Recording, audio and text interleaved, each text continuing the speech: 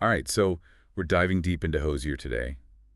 Too sweet, specifically.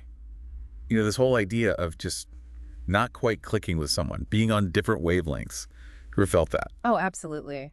And it's fascinating how Hozier gets at that feeling. He uses these really everyday things, like when you go to bed or what you like to drink. Yeah, right away there's this contrast, right? 10 o'clock, before I say a word, he says, work late where I'm free from the phone, bed at 3.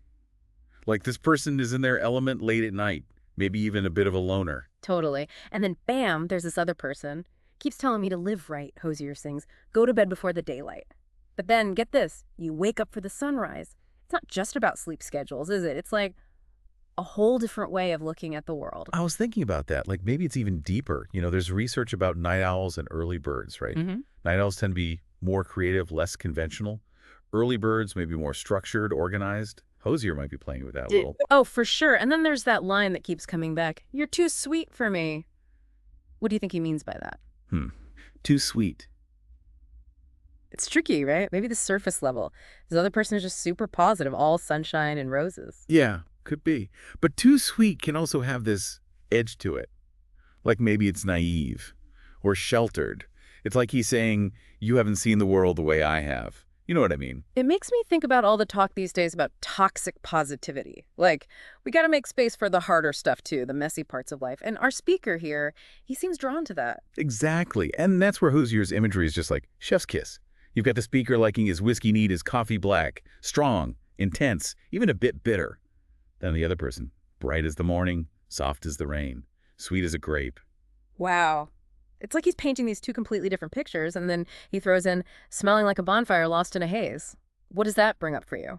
Oh, man, that's a good one. It's longing, isn't it? Not just for a smell, but for a whole vibe.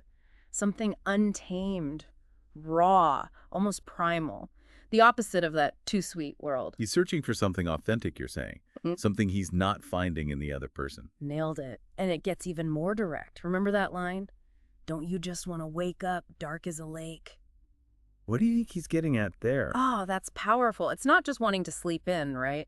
It's wanting to feel something deeper, even if it's a little unsettling. It's like that human need to wrestle with the big questions, Yeah. What's it all about? He wants something real, Yeah. beyond the surface. And then the song kind of shifts, right? Towards the end. It's like, if you could sit in a barrel, maybe I'll wait. And I wish I could go a long day, don't get me wrong. There's this acceptance, but also maybe letting go. Yeah, it's complicated, right? It's not that he wants the other person to change. It's more like recognizing that maybe they're just fundamentally different. It's mature, but kind of sad, too. Reminds me of all that relationship advice about accepting your partner's needs, even if they're different from yours. Yes, exactly. It's about navigating those differences with kindness, hopefully. So we've gone from lifestyles to too sweet, looked at all this imagery, and landed on this idea of acceptance.